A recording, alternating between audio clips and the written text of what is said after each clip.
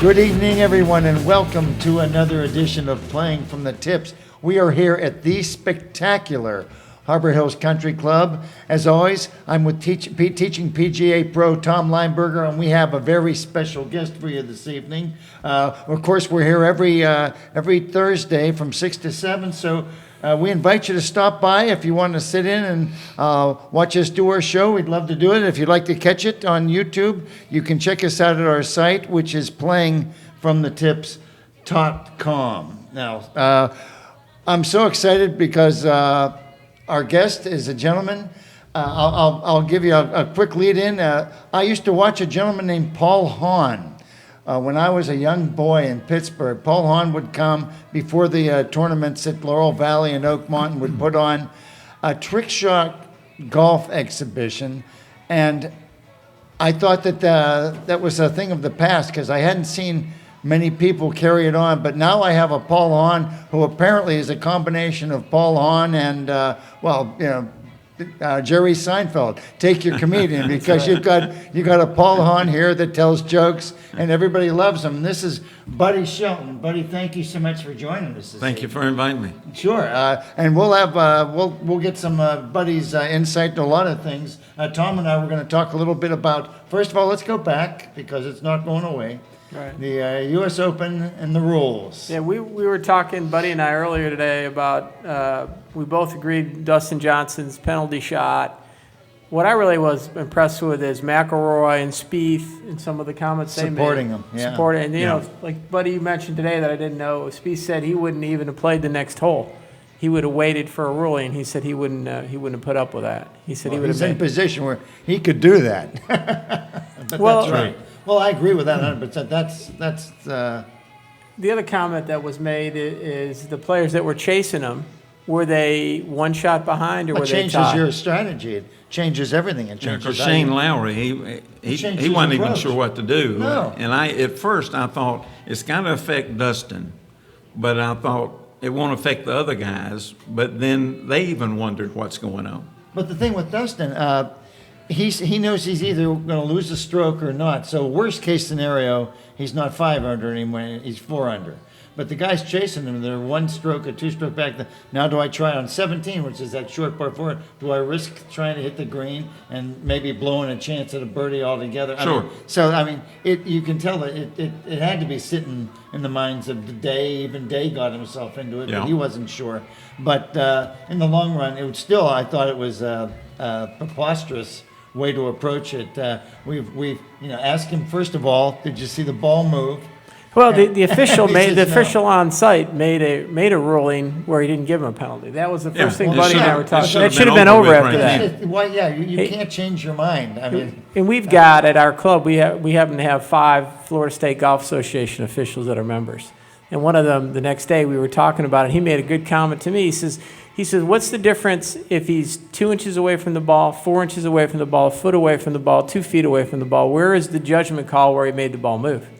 I mean, and if you look at the replay, he didn't make the ball move. I mean, the tour greens rolled to like a 10 or an 11. They had him at a 14, a 14 and a half. Short, If you it's going to a little breeze. Anything Exactly. can make the thing. Well, and you let a ball sit someplace on grass just for 30 seconds, the grass underneath is going to wilt. Good point too. I didn't Yeah. think about that. Here's your chance, Buddy. You're talking For the about rules? your rules. We were talking Okay. about rules, so this is a good one. Instead, Buddy, we were talking about the ball moving today. Yeah. And if it's sitting Because the in USGA, I think they're nuts with some of their rules Well, anyway. there's no question. and I've got 3 of them now. I used to just have 2 but that were my pet tell me your peeves. physics background though first though. I majored in physics at the Air Force Academy. Holy mackerel. Smart, too. Look at that. And here's the crazy thing about it. A lot of people don't understand it. In some of my exhibitions, I'll hit a golf ball through a 1/4 inch or a 1/2 inch piece of plywood. And then I'll take the ball and hand it to the crowd and say, put it back through that hole. And they can't get it through there. And the reason is, when that ball hits, it's got what's called kinetic energy in it. So the ball is throbbing. It's not a projectile like a bullet. A bullet doesn't throb. Golf ball throbs. It's pumping. And so when it goes through, it squeezes through like a football. It gets in the shape of a football. And that's why it won't go through that hole again. Right. So a golf ball, and I had somebody recently say, this might be my ball. And I said, let me look. And I reached down and picked it up, and I said, it's not yours. And he said, how do you know? I said, because it's cold. And he said, what's that got to do with it? I said, a ball that's just hit is warm because kinetic energy moving in a golf ball heats it up. Yeah. And so that ball could have been sitting there after being hit and finally cooled off. And when rubber cools off, it shrinks. Don't tell me you're not learning a lot. That's right, physics don't here. Don't tell me that. This is great. It shrinks, okay? I mean, NASCAR, when the car leaves the pits with new tires, the air pressure is 10 pounds because they want it to go to 12 pounds when it gets out on the strip, so it expands when it gets hot. So tell me that on a green that's rolling to a 13 or a 14, that a ball getting smaller can't move. No. Okay, now here's the other thing. Where was he? The gravity of the ball sitting in the rough. That was a good one I didn't think about. Yeah. He said that today. We were talking about that today. The ball's always going to settle. Sure. Based on the weight of the ball, gravity. Yeah. So it's really almost constantly always moving a little bit. And talk about this wilt thing. One of the reasons that the rule came up about a ball hanging on the lip of the cup, when you walk to that thing, you're supposed to go ahead and tap it in because guys used to go, in my day on tour, 60s and 70s, you'd go up there and you'd stand there for a minute or put a shadow over it. Yeah, the shadow is to make it... Because the grass underneath is going to wilt, and when it wilts enough, it's going to fall in. That's the only reason Tom made some putts today. Right. I wilted it right to the bottom of the cup. I said, come on, Wilty, get in there. But he used to stand there for 20, 25 minutes, and I think people didn't like that. 3 or 4 groups would play through. I would pray for a little while, please. But here's the other thing that I have to get on. What difference does it make? My question is, if a ball moves and it does not improve your situation, are you telling me that a ball moving 1/32 of an inch, which is probably the size of one dimple, is going to make any difference on a 15-foot putt? I would agree that it doesn't. It doesn't. But So if a ball moving anywhere doesn't improve your situation, then there's no penalty. But isn't that how it's written? I thought if you Oscillates, they use that word. Oscillate. Oscillate there's a means that it rule. went back to the same place. I see. I thought there was Little something. I shaky thought there was there. something to do when they went to Johnson and said, "Did you make the ball move?" And he said, "No." I mean, you can either say we agree with you or we don't agree with you. One stroke, and that's it. But I of course, they made a why travesty even out of it while why even waiting. ask them? Right. I mean, Yeah. what difference does it make? Here's the other quick thing. The other 2 rules, I think they ought to change the rule on the movement. If it doesn't help the guy, no penalty. Okay. How many times out of 70 players that made the cut, how many balls hit on their second shot? How many of them hit next to the hole where they make a ball mark? I would think quite a few. Out of 70 players, The pros, well, I don't know. Well, they're pretty good shooters. Well, I bet you there's not 10 that hit next Okay. to the hole. Okay. I believe it. Rules say you can fix that mark. Okay, you can fix a ball mark on the Yeah, green. right, sure. Okay, how many of those 70 players walked around that hole? Didn't all of them walk around the I hole? walked around it, sure. Can you fix a spike mark? No. No spike marks. So if 90% of all the marks around a hole are spike marks, why can't we fix them? Well, I'm with you. We're just going to rewrite the rule book. That's no. I think all of those rules are. Dustin Johnson hit a 387-yard drive on that one hole in the last 3 or 4. And they zeroed in on it, and it rolled up that close to a divot. Hey, buddy, today, I happened to see his first tee shot today at WG. He drove it 350 down the middle right in the divot. Dead center of the fairway. And the announcers actually said the same thing. I saw that it just missed. That's the one. Should a guy be penalized for hitting it 380 yards down the middle because it rolled into a divot?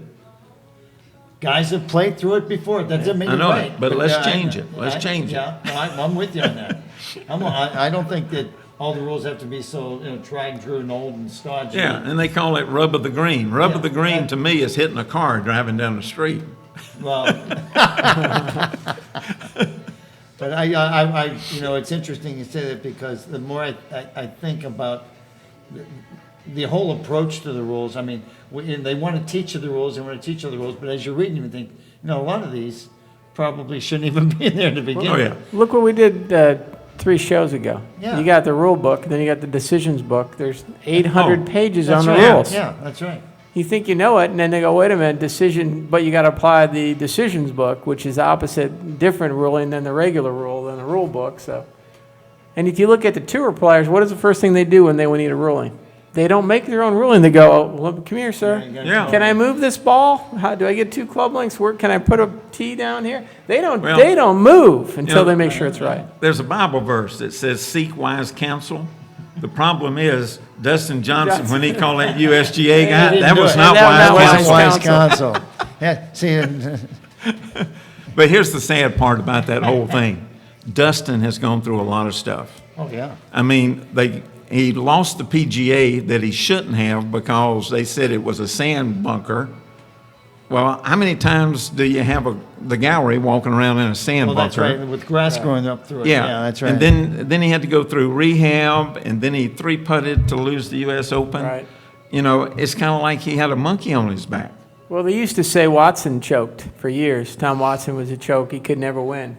And Dustin Johnson, look at the shot he hit on 18. Oh, that was He the done. greatest shot in history because he even backed off of it. Yeah. And it was Yeah, like, he asked the guy taking the pictures. He looked at him. He says, "Come on now. Yeah. Here I'm trying to hit the shot. Right in the middle of it, he started swinging." and I actually thought, I wish he had turned after he hit that shot on 18.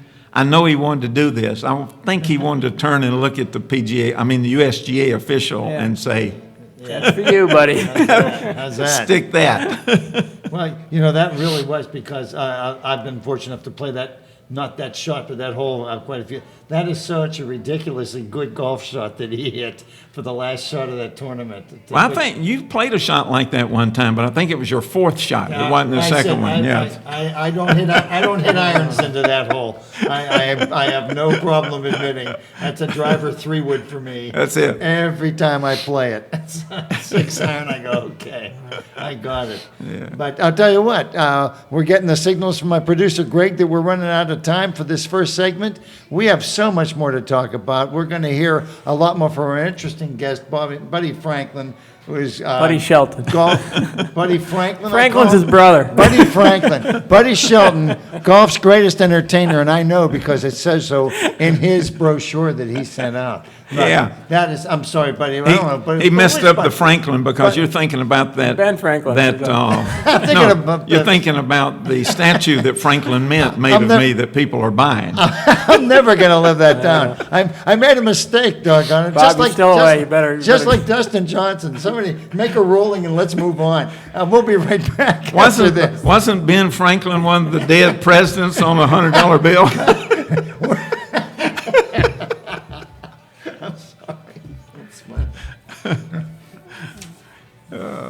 Things like that make it more Well, enjoyable. I just laughed because. Thank you. Thank you, all one of you. We are back with the second segment of of playing from the tips here at beautiful Harbor Hills Golf Course with the teaching PGA pro Tom Leimberger and our special guest Buddy Shelton. And I'll tell you what, I'm surprised they're even talking to me. Buddy's still talking to me after I mispronounced his name or said the wrong name the first time. We are so fortunate to have a guy like Buddy, and he is now golf's greatest entertainer. He is the guy that you want to go see, not only see fantastic trick shots, but have the best laugh of your life. And tell me how it all started, Buddy. Give me your history. Give me the rundown. Well, I went on the tour back in the 60s, in 67. Wow. And I was telling Tom earlier, that was when we were called Rabbits, and you didn't qualify. They didn't have the webcom tour, is that Yeah, what it is? Yeah, that's and you right. didn't qualify all at one time and get to play all year. We had to qualify every week. Yeah. We played on Mondays, and there'd be 10 or 12 spots left, and the guys that didn't make qualifying for the tournament would leave and go to the next place and start practicing. The other thing about you, people look at you, your career as Buddy Shelton, the trick shot artist, the entertainer, the comedian, but the other side of you is you played the tour for not 1 year, you played it for 12 years. I mean, he's an accomplished You player. know how good you got to be. You know, he's not just another pretty face, you know. Guy's got some game. I would say. Well, I played until the money the backers had disappeared. You know? But the way the trick shots got into it is we would have a secondary tour that wasn't like the web.com. It wasn't publicized, but a lot of the local sponsors or local club members would want to play with the guys. And so once qualifying was over on Monday, we would hang around on Tuesday and play in a little tournament, and they'd give us $100, $150 to go out and just play with members. I didn't know that. Yeah. That's interesting. And so it was kind of a neat thing. And so as I'm playing in these pro-ams, and a guy would hit what he thought was a decent tee shot, I'd get on my knees and out-drive him and, you know, and do crazy stuff like that. I remember one guy, he was, matter of fact, he was president of Universal Studios. And on a par 3 at the Bob Hope Desert Classic, and we called it the Little Hope. We were playing at a different golf course. Left-handed, he hit a ball in the water. And he complained, and I said, I think it might be your club. And I said, let me see your club. And so I took and I set the ball down, and I'm right-handed, and I hit it left-handed onto the green. And I said, well, let me try one other thing to see if it's the club. And then I turned the club upside down and backwards and swung it right-handed and hit it on the green. And I handed it back to him, and I said, ain't nothing wrong with your clubs. But I started doing all that, and then finally one night at a dinner that I was speaking at, chairman of the board of US Air, a guy named Kolodny, he said, you've got so many different shots. He said, how many do you know? And so I wrote them down on a napkin. And I thought, gosh, I didn't realize I had 28, 29 different shots that I could do that were funny. And he said, if you got that much, you ought to do a show. And so I started putting myself out there for member guest. And one of the first member guests I did is up in this area, Continental Country Club. Was kind of a mobile home country club over near Wildwood. Yeah, I know exactly. And I would do some of these member guests and stuff like that. And, you know, they'd give me dinner and $50 for gas and that type thing. And then all of a sudden, in the early 80s, I was finishing up on the tour. And the funny thing about it, I think it's funny, and I told Tom earlier, 2 days ago, I was looking in my desk and I found my tour badge from 1982. And it's a money clip. You know, the guys wear a gold money clip so you can walk in and out of the locker room and that type stuff. And on the back of it, it was engraved with my rankings. You know, not career rankings, but rankings for getting in tournaments and stuff. And 144 people play in a tournament. So my ranking was 657. So I'm not sure if I got in many tournaments. They're telling him he's hitting too many trick shots, I think. Yeah. But anyway, and it started with Nicholas getting hurt on the tennis court. He was supposed to do an exhibition at Grand Cypress in Orlando for AT&T. And they called me and they said, Nicholas fell and got to have his knee operated on. Can you come down and maybe do some of your trick shots and that type stuff? Because I lived at Bay Hill. I went down there, and after we had a fun 45 minutes, and President of AT&T came over to me and he said, do you do this locally or do you travel? And I said, I'll go anywhere. And he said, give it to my secretary. He says, we're going to do this same event in 15 states.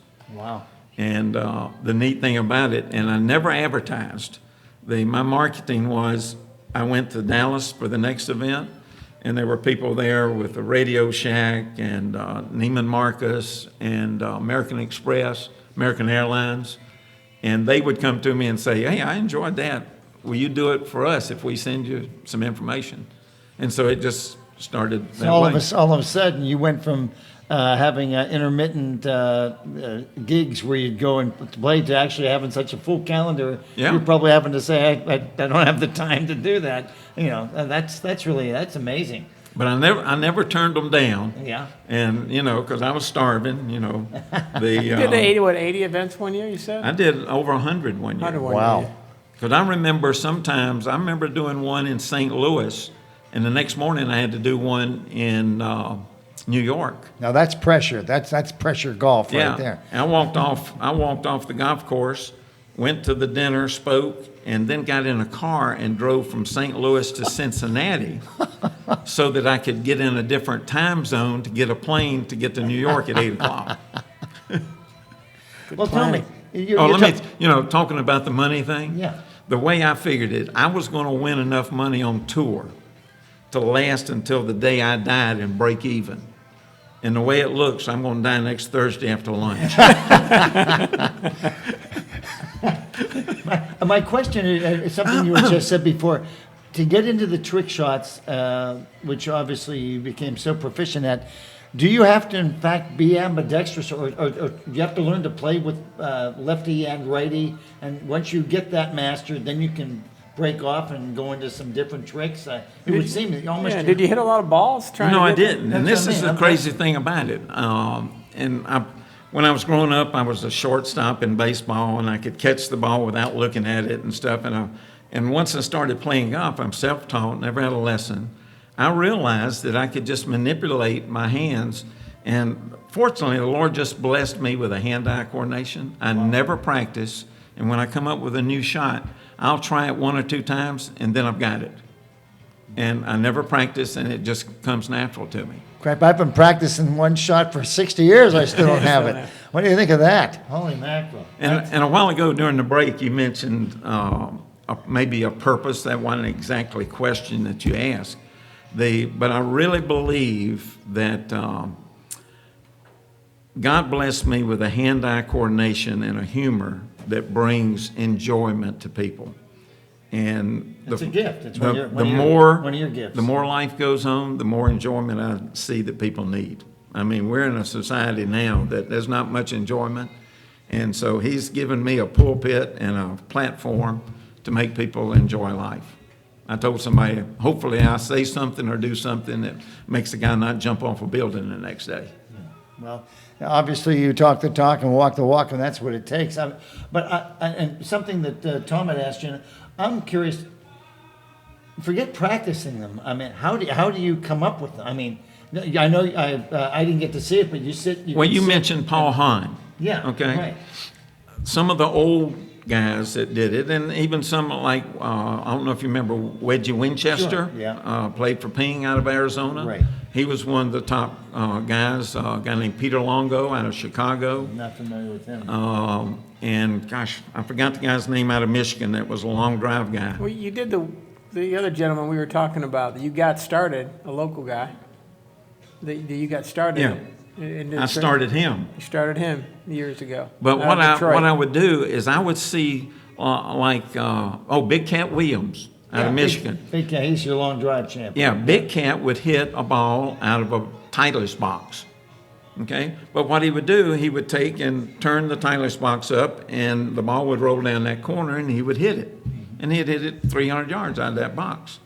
And so I'm sitting around on an airplane, and I'm thinking, what can I do with that? So what I did, I took all these shots that other guys were hitting and took them to another level. I put all 4 sleeves in the box. All the sleeves are empty, and I handed it to somebody in the crowd, and I said, put 1 ball in 1 sleeve. I don't care which one. Yeah. They put it in there, closed the box up, hand it back to me. Well, the little trick part, when they hand it back to me, I squeeze it. And that lets me know what sleeve it's in. And then I set it down and stand it on its end, not leaning, it's just standing there. And I hit the ball out of there 250 yards right down the middle. And like everybody hit one off their knees. So I think, well, anybody can hit it off their knees, so I'll just sit down on the ground like an Indian smoking a peace pipe. That's his yoga shot, I call it. Yeah. Yoda. That's Here right. it comes. And the real trick to it is 2 things. One, don't sit on a broken tee. And the other one, make sure you got a little pad in here so you don't screw yourself in the tee when you swing. We have that at the end of the show. We have a click. We have a montage of some of Yeah, the no, stuff. we have some of the shots Buddy has at the end of the video, and also we have a wonderful. link to Buddy's website, so you can go ahead and take a look at them. So that's going to be part at the end of the show. You'll be able to take a look. And hopefully, if a bunch of people don't write in and say keep him away from there, I'll come back and we'll hit some things like the chain and 8-foot long driver and stuff like that. Which I really love. But I'll tell you what, we're almost done with this segment, but I'm going to bring something up, and I'm going to give you some time to mull over this. But here I am sitting with a teaching pro, and here I got a guy that can sit in a chair and hit the ball 250 yards. And so I'm thinking to myself, who do I believe? I'm told that you have to have hip turn, and you've got to be able to move your legs into the shot, and you've got to be able to have shoulder turn. And here's a guy sitting like Pocahontas, hitting the ball 250 yards up the fairway.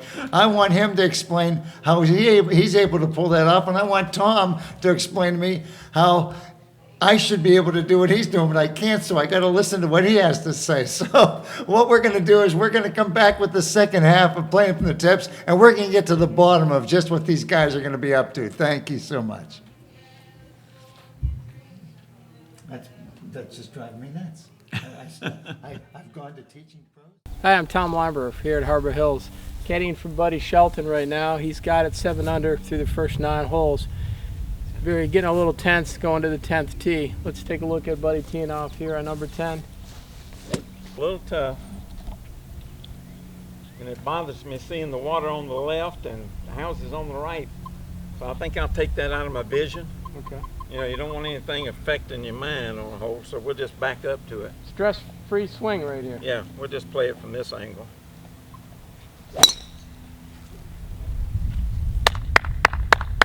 It works a lot better. A lot better. Here with you today because I've seen most of you hitting on the driving range, and watching my show is the only fun y'all gonna have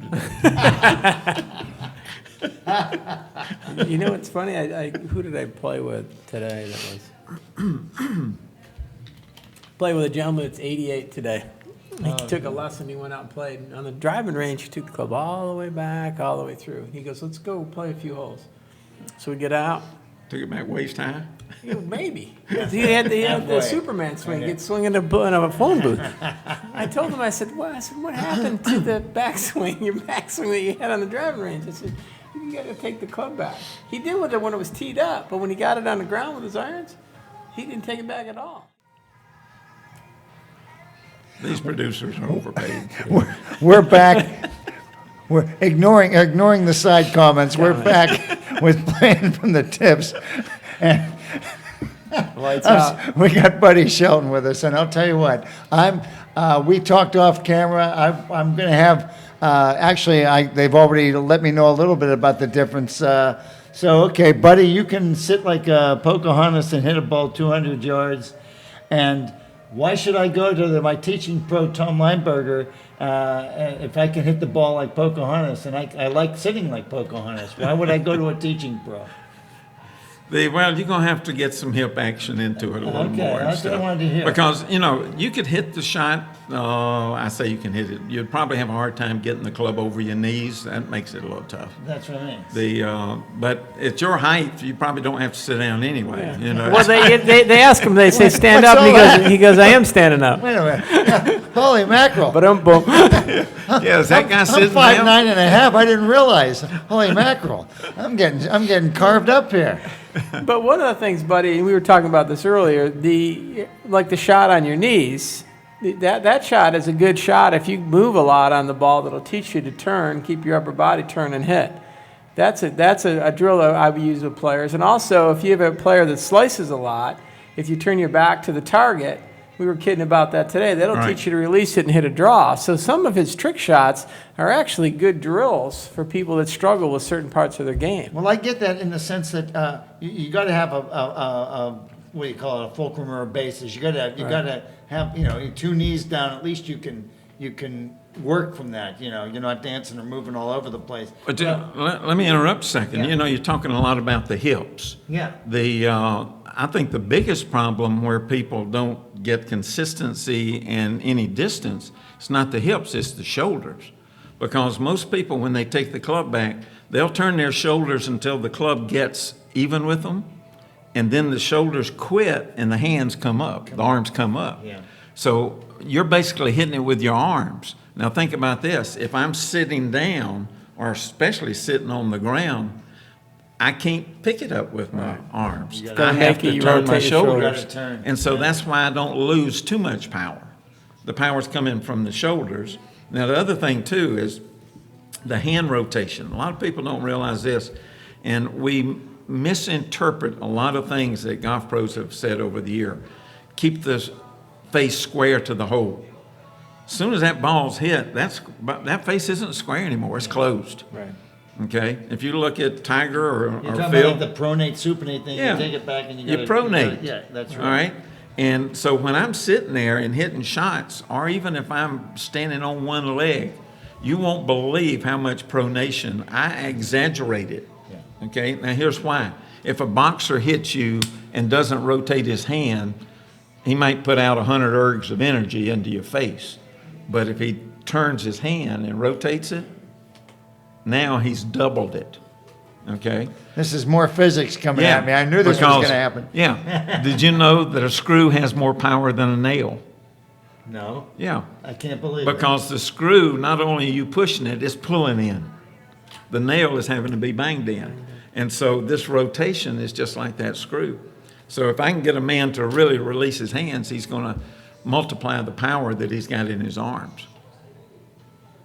That's obviously in sync with what you've been teaching. I Oh, mean, yeah. Well, a few of the shows back, we did the skater drill. Right, right. Which is, if you have a ball and your left foot goes back, you're going to turn and get the club in front of you or the ball in front of you. It teaches you to load. That's the same thing Buddy's talking about your shoulders, but you're loading into your right leg. You look at all the players that hit the ball a long way, they all load into their right leg. The right hip goes back, the right knee goes back a little bit, and their shoulders turn and they're sitting into their right leg. Rod Carew, baseball, sat into the leg and then he exploded to hit.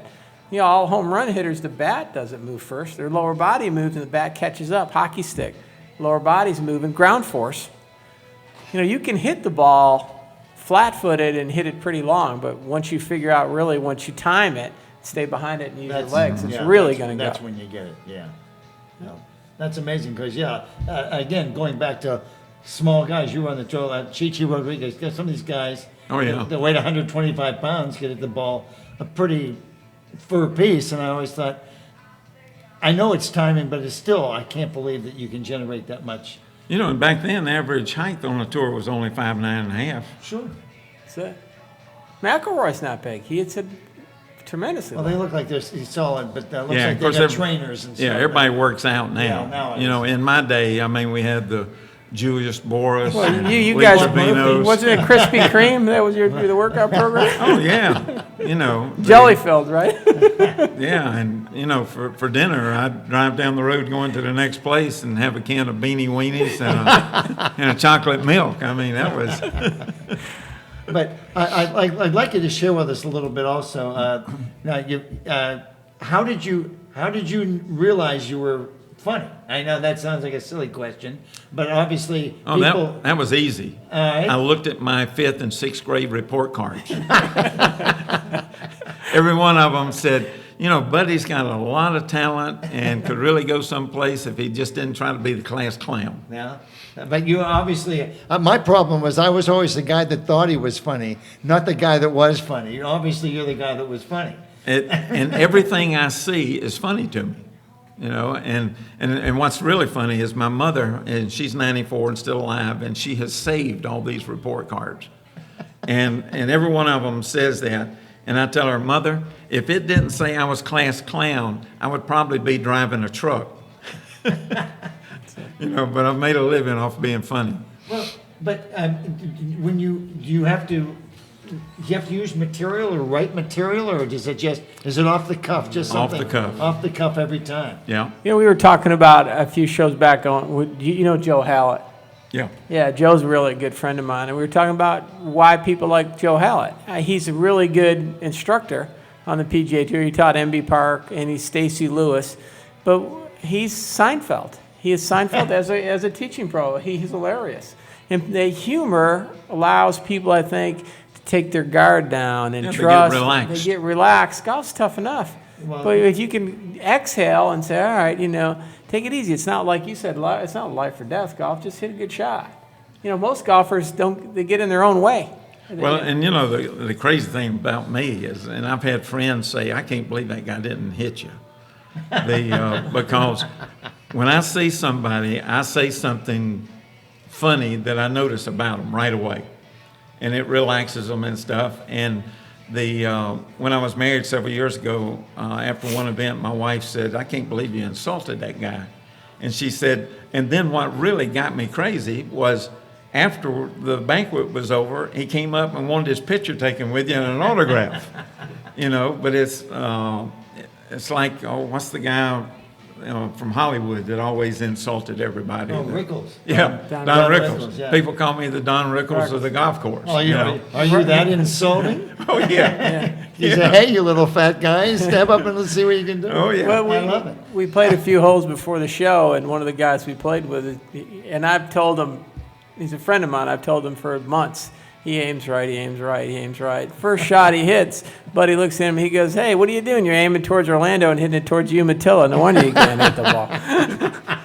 Of course, I told him, I super told him after upswing one though. hole, I said, I do see what you're doing wrong. He said, what is it? And I said, you're looking up right after you lunge. I love it. These are the type of thing, but something you said that makes so much sense because my dad used to always make me laugh because I played with him growing up when we belonged to a club in Pittsburgh, and we'd always go to tee off at 8 o'clock, and there'd be like 3 or 4 foursomes backed up behind us because we all had starting times. And he would say, I'm just so nervous. And I'd say, do you think anybody here really cares All right, if you hit this ball? I got one for you just to show you how I hit balls off high tees, 1 foot, 2 foot, 3 foot, 4 foot. Yeah. And I get somebody out of the crowd to come over and hit one. And this last event I did, I put the ball up on the 2.5 foot tee and had this little short, heavy set guy come out. And of course, he had on shorts that were size 44, but he had a 58 waist. So, it was kind of hanging over. And I handed him the club to hit the shot, and here's the ball sitting up here this high. And he said, why'd you choose me? And I said, because you're the only person I saw that could now see the ball and reach it at the same time. I can see where he gets it doesn't say the Don Rickles of golf entertainers It's got there. a little Rockin' Rodney there, too. Oh, I love it. Rodney Dangerfield, the golfer over here. Yeah. And I want to share something real fast because just what you were talking about. I played in a, I can't remember if it's a Chapman or what it is. But anyway, it's alternate shot. And this one guy for the team that we were playing with, there's a twosome, teed the ball about he had a ridiculous tee because he wanted it teed high. And he swung and missed it. And now his partner has to come in. His partner has to come in. His partner can't touch the ball. And he hit under it and it just fell on the guy. And I just the look in the guy's face, I'll never forget. I don't know how you can time that. He said, oh, that one shouldn't be a problem for you. I said, you gotta be kidding me. How do you have the coordination to just step into a ball that's teed a foot up in the air? I can just... You can just do it. Everything, my hands just go where I want them to go. And actually, some doctors told me that I actually see faster. And a lot of people don't realize this. Ted Williams had the same eyesight, or I have the same eyesight he had. Ted Williams could see the ball spinning, and that's how he could hit it. He But knew. is that because of acuity or is that a condition? I mean, it's because your eyes are so good? First of all, people don't realize when they're watching TV, they think that's continuous motion. It's not. There's 30 frames a second going by on a TV camera. Mm-hmm. So there's a line in there. Craig, you paying attention? And the average person sees 35, 40 frames a second, and there's electrical impulses going back to the brain. Doctors told me that I see around 60. So when I see something happening, I can drive down the road and look over at a car's hubcap and blink my eyes and tell you what it said on the hubcap. I can make it freeze for a second, which is crazy. That's incredible. How can you bet? Who's betting guys? I can't be betting guys that have a Well, you'll see. I hit visual advantage. You don't want to play on cards? I hit a with shot a while ago where I didn't tee it up. I just tossed the ball up in the air and took my driver and hit it out of the air 200 yards down the middle. This is what I'm talking about. First of all, you know you're getting great golf tips, but you are learning more about physics than you ever expected possible. Well, I'll tell you what, we still have one more segment to go. And with Buddy Shelton, and Buddy Shelton says one more insulting things to me. I'm walking off, but actually, this is Sorry, Bob, it's your last day. Don't worry. that's what everybody wants, so I'm staying. But And so, Greg, go get the car and we'll finish the show. We'll finish. that being the case, we will come Okay, back. we'll be back. Frank Shelton will be right back. Sorry, we'll be back with Buddy Williams and Tom Leesburg right after this. We'll be back with the fourth section of Playing from the Tips. Stay tuned.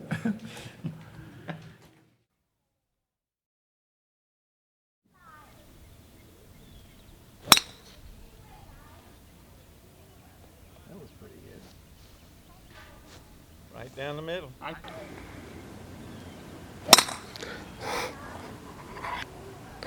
was pretty good. We're back with the last and final segment of Playing from the Tips. And Tom, you just brought up something interesting that you were going to involve Buddy in. And what was that? Well, Buddy and I talked about it with Dale, a friend of his. We met, and he wants to do a tournament called the King's Cup, which is to really raise money for some of the churches, and the money would go back. And each church would have their own team, and if your team wins, then money would go back, like for a church bus. But I'm going to let Buddy talk a little bit more about it, because we're kind of excited about it too. It's from a Harbor Hills standpoint, it's a chance to give back to the community. Yeah, that's fantastic. Get some exposure, new people out here for us to play the golf course. It's in really good shape. We'd love to have you come out and play it, but also give back to the community. And it's also kind of an outreach thing. I came up with it a couple of years ago and hadn't got it off the ground yet, but I'm working on it. And basically, it's like a member guest golf tournament for a church. So 2 men in the church would invite 2 friends that don't go to the church or go to any church to play on their team. And we take a 4-man team from like 20 or 30 different churches and play for a King's Cup. I call it the King's Cup. And have prizes and that type thing. But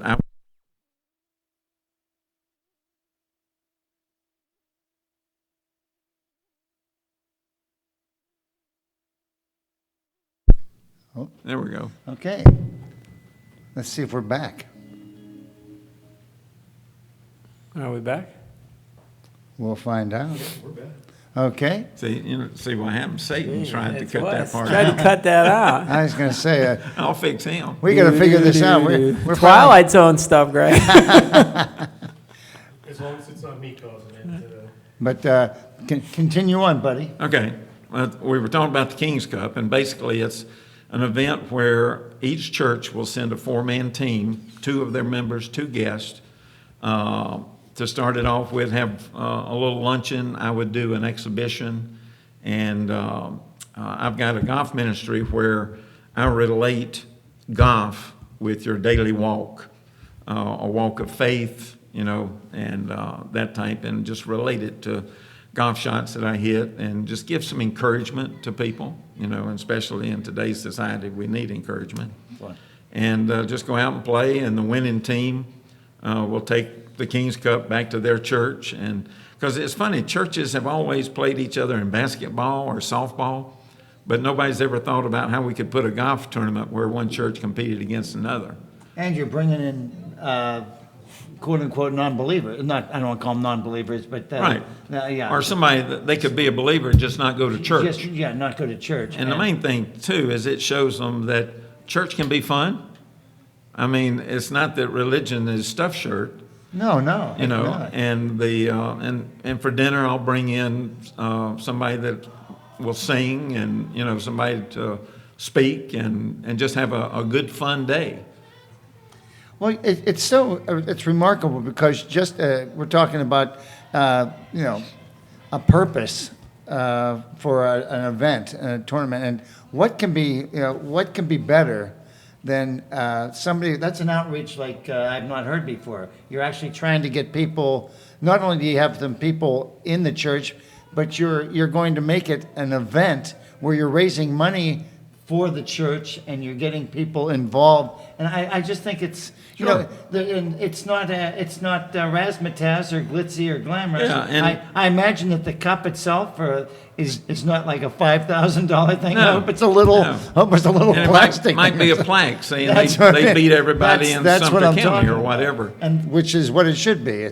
But the other thing too is it gives people a chance to realize that people might look at me as a celebrity and got it made and this and that, but I've gone through divorces, I've gone through bankruptcies, I've gone through everything that the average man's going to go through, and so they can relate to me, and I can say, look, I'm okay. Sounds like you're human. sounds like you're human. You know, and I'm not going to talk down to them. Sure. And I'm going to let them know that, hey, if I can help you, give me a call and let's have lunch and talk. And also the friendship amongst the guys they invite to church. You know, so many people are afraid of church because they're either going to get condemned or whatever, you know, and that's not it. You know, we love everybody and we're going to make it a fun day and that type of thing. Well, yeah, I mean, Let's face it. We're forgiven. You just have to profess your faith and you're forgiven. I just think it's amazing that somebody would, selflessly go out and try and, use your gifts, and all of us are guilty of not doing that. Use your gifts to really, really try to move things forward, especially in the Lord's name. I just think that's you to be. That's your wings into heaven right there. If you Yeah. haven't already earned them. With the insults of me. He probably got in with those insults, but that's okay. We also did, changing subject for a second, we also did a clinic with Palmer, the other king, the king of golf. Yeah.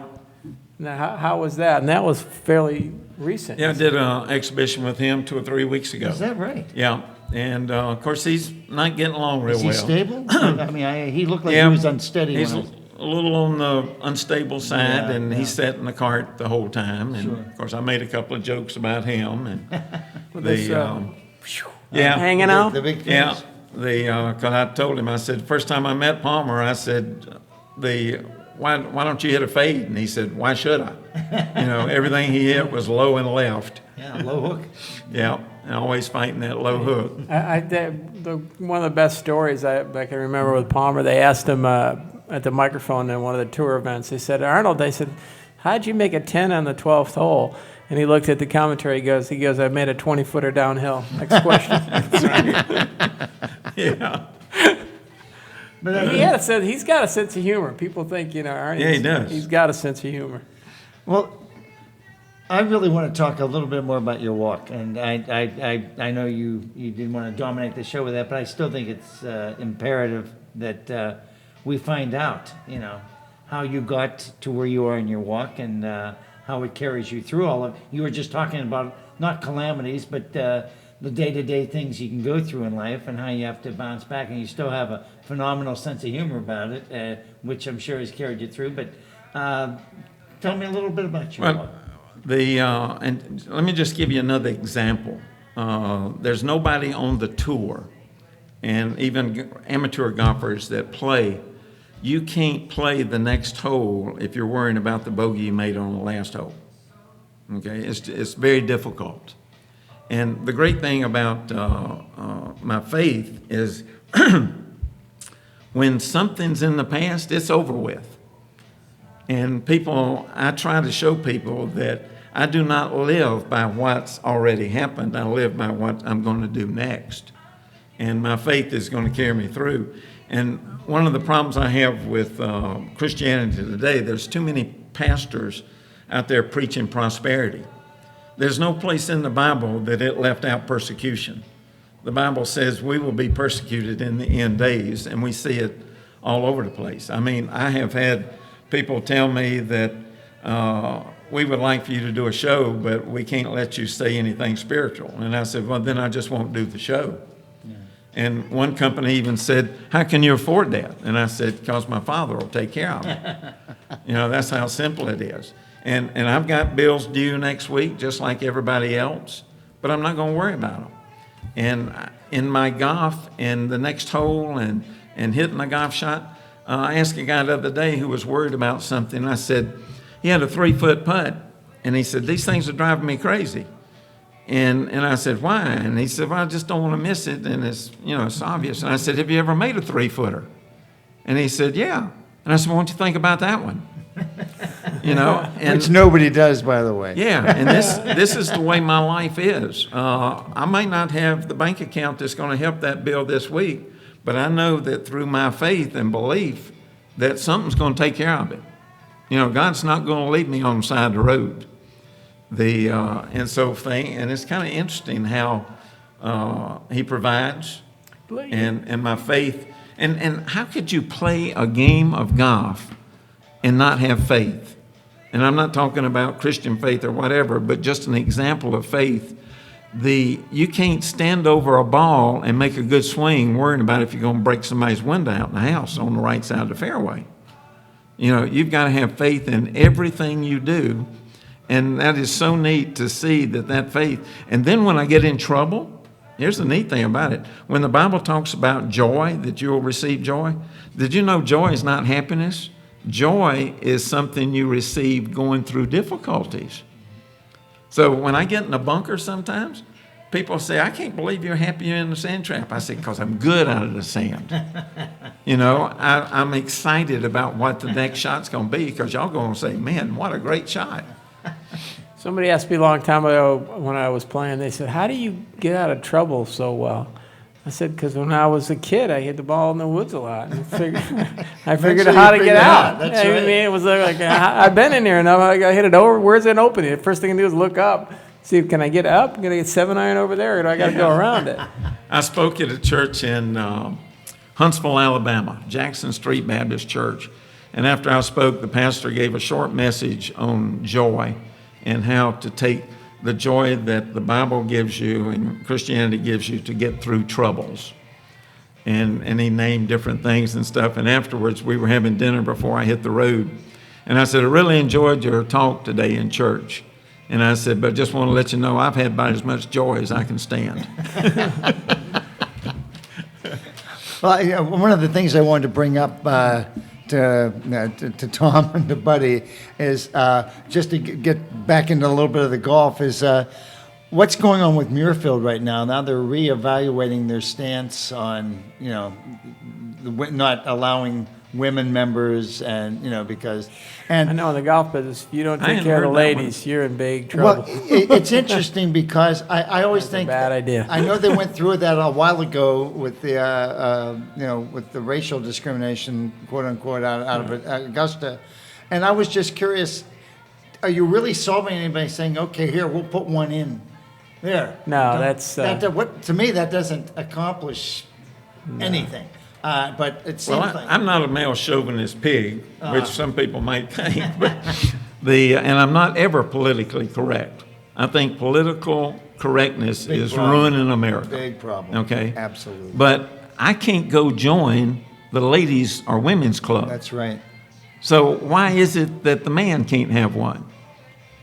If they can. There is no answer to that question. And I don't Brad. want this to be a racial thing, I but understand. if they're going to have a Miss Black America, why can't they have a Miss White America? Yeah.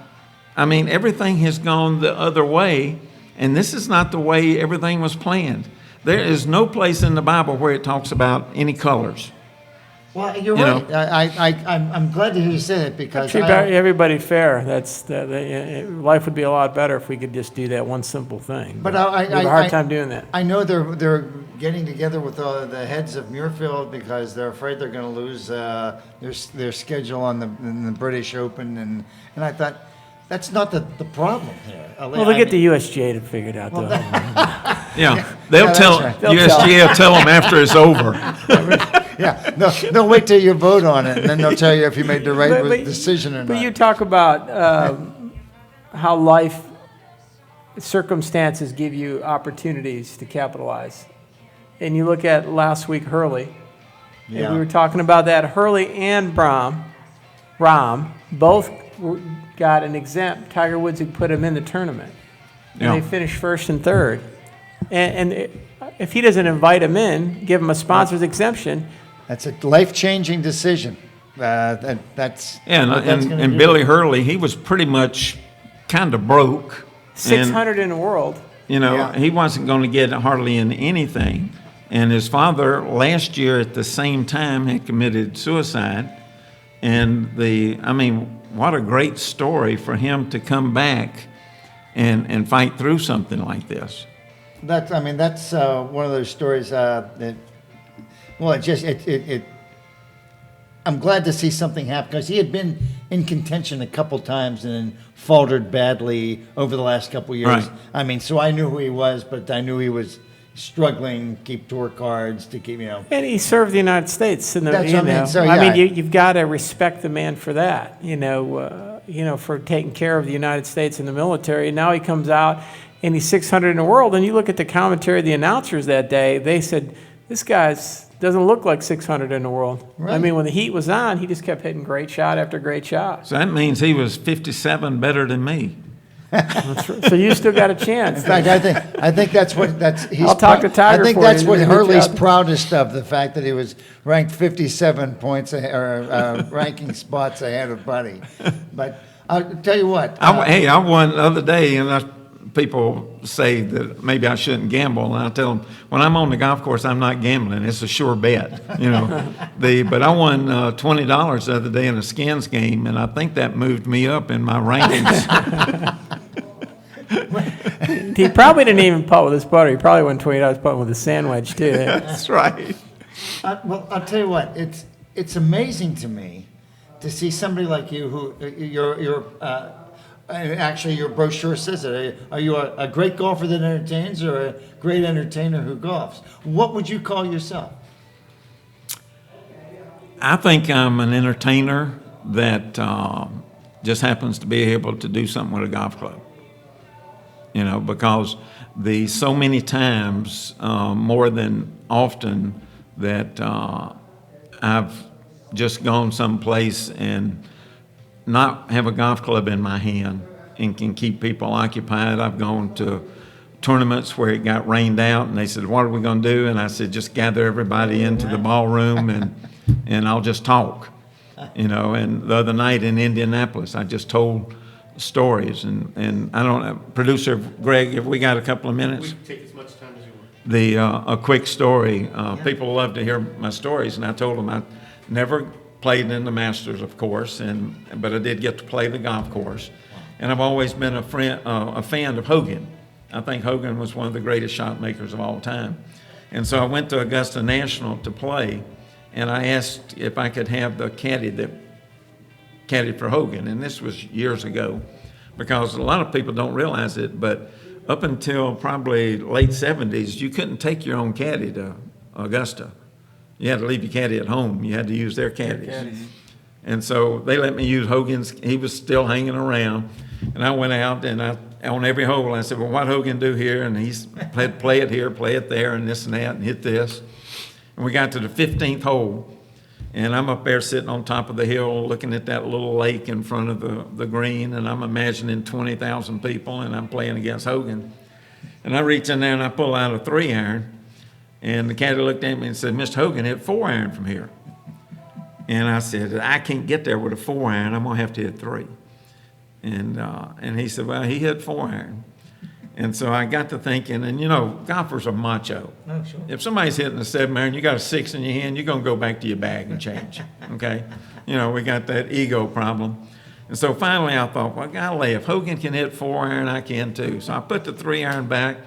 I hit the best 4-iron I've ever hit. I could imagine the crowd going crazy, and that ball hit 2 feet short in the water before getting to the green. And I looked at him and I said, Hogan hit 4-iron? He said, yeah, hit in the water, same place you did.